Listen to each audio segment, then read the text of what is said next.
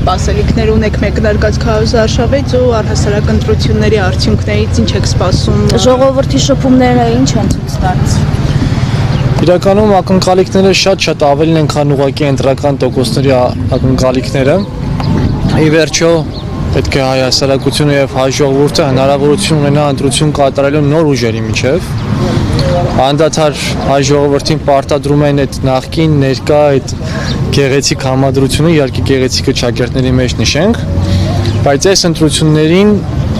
հայ մարդը ունի հնարավորություն ընտրելու ապագայի միջև։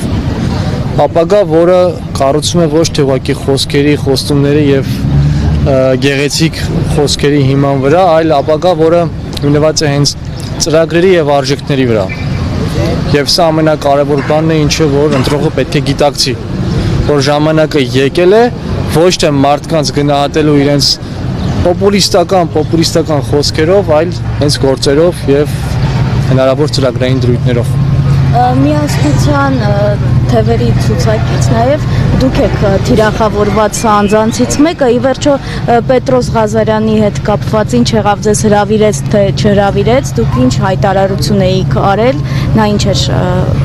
ընկալել, ինչ էր հասկացել։ Իհարկե, տեսեք, Պետրոս Ղազարյանը հերթական անգամ ցույց տվեց, որ հանրային հեռուստաընկերությունը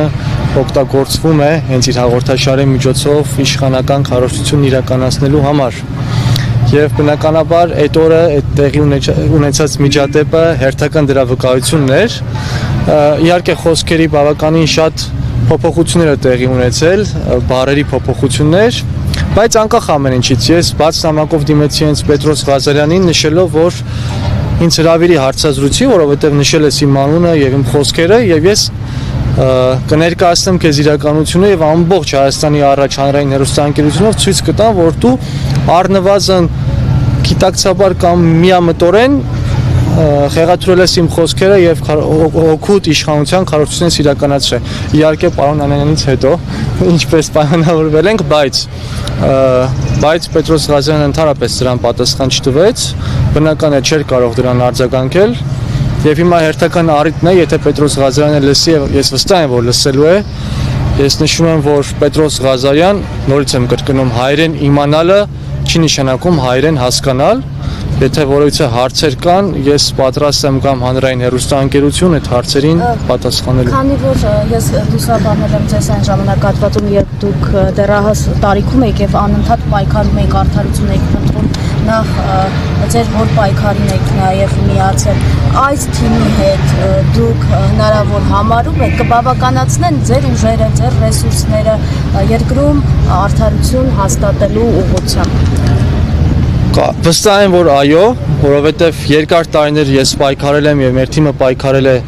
հենց այդ արդարության համար, արժեքների համար,